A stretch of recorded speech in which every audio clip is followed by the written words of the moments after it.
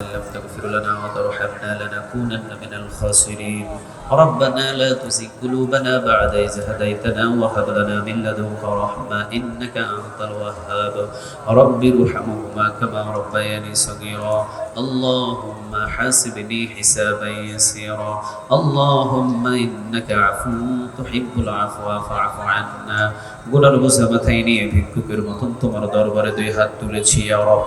দয়া এবং মায়া করে আমাদের জিন্দেগীর সব গুনাহ খাফাগুলো তুমি মাফ করে দাও রব্বে করিম যতজন কোরআনের ময়দানে এসেছেন এবং যারা আসতে পারে নাই সবাইকে তুমি মাফ করে দাও আমার আম্মাজি মা বোন কোরআনের ময়দানে এসেছেন আল্লাহ মা বোনদের জিন্দেগীর গুনাহগুলো তুমি মাফ করো এই সামিয়ানা থেকে আমরা পুরুষ এবং নারী যারা এসেছি যারাই যাব এই সামিয়ানা থেকে গুনাহ নিয়ে বাড়িতে তুমি পাঠায়ো না আল্লাহ গুনাহগুলোকে মোচন করে নিষ্পাপ করে এরপরে তুমি এই সামিয়ানা থেকে আমাদেরকে বাহির করে নাও রব্বে করিম মা যাদের নাই বাবা যাদের নাই মা বাবার কবরগুলো তুমি জান্নাতের বাগান বানায় দাও ও রব্বে করিম এই জমিনের ভিতরে যারা দিন প্রতিষ্ঠিত করতে গিয়ে শাহাদাতের পেয়ালা পান করেছিলেন তাদের কবরগুলো তুমি জান্নাতের বাগান বানায় দাও এই দেশের জন্য যারা কোরবান করে দিয়েছেন জীবন সময় ও রব্বে করিম তাদের কবরগুলো তুমি জান্নাতের বাগান বানাও আল্লাহ মা নাই বাবা নাই অনেক এতিম দুই হাত তুলে দেখো বসে আছে মা যে এমন জিনিস যার চলে গেছে সে জানে বাবা এমন জিনিস যার হারিয়ে গেছে এই বটগাছ সে জানে মা যাদের বাবা যাদের বিদায় হয়ে চলে গেছে ওই এতিম সন্তানের হাতের দিকে তাকায়া মা বাবার কবরগুলো তুমি জান্নাতের বাগানে পরিণত করো ও আল্লাহ এই তাফসীরুল কোরআন মাহফিল একদিন দুই দিন বাবদ নয় ৪৪তম বছর পর্যন্ত চলমান আছেন আল্লাহ এই ৪৪ বছর পর্যন্ত যারা এই মাহফিল ছেড়ে দিয়ে বিদায় হয়ে কবরবাসী হয়ে গেছেন প্রত্যেকের কবর আজকের মাহফিলের হাদিয়াগুলো পৌঁছায়া দাও আল্লাহ ও রব্বে করিম এলাকাতে যত কবর আছে এই মাহফিলের ওসিলা করে কবরগুলো সকল জান্নাতের বাগানে পরিণত করো আল্লাহ ওলি আউলিয়াদের কবরও নাকি আশেপাশে আছে তাদের কবরগুলো তুমি জান্নাতের বাগানে পরিণত করো এই মাহফিলে গণ্যমান্য ব্যক্তি যারা ছিলেন যাদের নাম আমি পোস্টারে সময়ের অভাবে পড়তে পারি নাই ও আল্লাহ তাদের সবাইকে তোমার খাদেম হিসেবে কবুল আর মঞ্জুর করে নিও ও রব্বে করিম আজকের এই কোরআনের ময়দানে সূরা হামিম সিজদার 30 নম্বর আয়াত থেকে যা আলোচনা শুনলাম তোমাকে রব ছাড়া কাউকে রব মানা যাবে না তোমাকে রব হিসাবে মেনে নিয়ে মাথা সোজা করে তোমার গোলামি করার জন্য তুমি আমাদের প্রত্যেককে সেই ঈমান দান করে দিও আল্লাহ আল্লাহ এই মাহফিল করতে গিয়ে অনেক কমিটির ঘুম তারা হারাম করে ফেলেছেন সারা দিন সারা রাত জেগে জেগে আয়োজন করেছেন তুমি সবাইকে জান্নাতের উচ্চ মাকাম দান করে দিও আল্লাহ এই মাহফিলে যারা শরীক হয়েছেন 100 500 1000 2000 1 লাখ 2 লাখ 50,000 10,000 প্রত্যেকের দানকে তুমি কবুল করে নিয়ে আল্লাহ প্রত্যেকের আমল নামায় তুমি নেকগুলো জমা করে কিয়ামতের ময়দানে এই মাহফিলে দান করার ওসিলায় নাজাতের ব্যবস্থা করে জান্নাতের ব্যবস্থা করে দিও আল্লাহ মা যারা এসেছেন বোন যারা এসেছেন বিবাহ যাদের হয় নাই উত্তম জামাইয়ের ব্যবস্থা করে দাও যেই মা দুই হাত তোমার কাছে আসল পেতে ধরেছে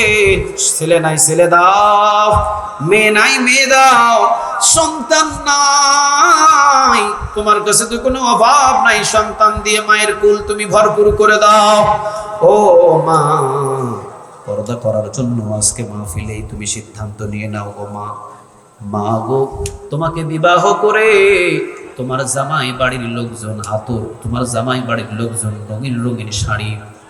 আলতা সোনো মাখায়া মাইক্রো বাস ভাড়া করে তোমাকে সানাই বাজায়া সুন্দর করে আতর সুরমা দিয়ে জামাই সেজে গিয়ে বিবাহ করে সুন্দর সুন্দর রঙিন রঙিন শাড়ি পরিধান করে ঘরের ভিতরে নিয়ে আসছে গো মা মা গো সারা জীবনের জন্য নিয়ে আসে নাই ও মা, যেই রঙিন কাপড় পরাইয়া তোমাকে নিয়ে আসতে ঘরের ভিতরে, মাগো একদিন সাদা কাপড় পরাইয়া তোমাকে বাহির করে দিবে। মারে,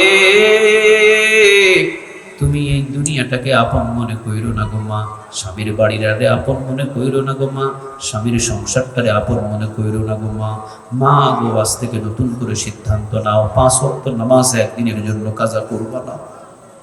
আল্লাহর ইবাদত থেকে কখনো দূরে যাইবা না।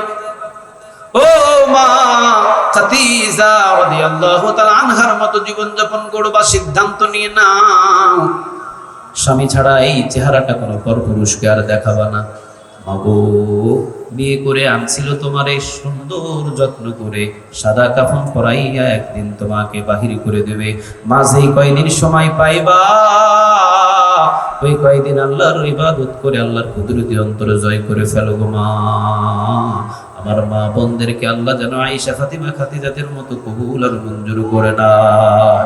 রব্বে করিম, দেশের ভিতরে অনেক অভাব অনটন যদি থাকে, তুমি গায়েবানা খাজানা দিয়ে সব বরকতের দুয়ার খুলে দিয়ে ব্যবস্থা করে দিও। যা কিছু সংকট হচ্ছে, পাবলিক অনেক কষ্টের ভিতরে আছে, আল্লাহ তেল থেকে আরো অন্যান্য খাবারগুলো থেকে এই খাবারগুলো এবং তেলগুলো তুমি মজুদ এই বাংলার জমিনে ব্যবস্থা করে দিও। আল্লাহ, বাংলার জনগণ যেন সুস্থভাবে চলতে পারে সেই তৌফিক তুমি দান করো। এই ছোট্ট বাংলার জমিন 56,000 বর্গ মাইল তুমি রহমতের দ্বারা হেফাজত করো আল্লাহ। আল্লাহ, খাস করে এলাকাকে তুমি কোরআনের কর্মী হিসাবে কবুল করো, 5 ওয়াক্ত নামাজি হিসাবে কবুল করো। আল্লাহ, এলাকাকে তুমি জান্নাতি এলাকা হিসাবে কবুল করো। সমস্ত শয়তানের শয়তানি বদমাইশির বদমাইশি থেকে এলাকাকে তুমি হেফাজত করো। এই কোরআনের 44তম বছর মাহফিলের ওসিলায় এই এলাকার সকল মানুষদেরকে তুমি এক কাতারে জান্নাতি হিসাবে কবুল করে নাও আল্লাহ। বিদায় যেদিন হব, তাহাজ্জুদ নামাজের বিছানায় আমাদের প্রত্যেকের মৃত্যু নির্ধারণ করে দিও ও আল্লাহ। আজকের এই মাহফিলে 2 হাত তুলেছে, আগামী বছর হয়তো অনেক মানুষ এই মাহফিল ছেড়ে বিদায় নিয়ে কবরে চলে যাবে। হয়তো এই মাহফিলটা অনেকের জীবনের শেষ মাহফিল,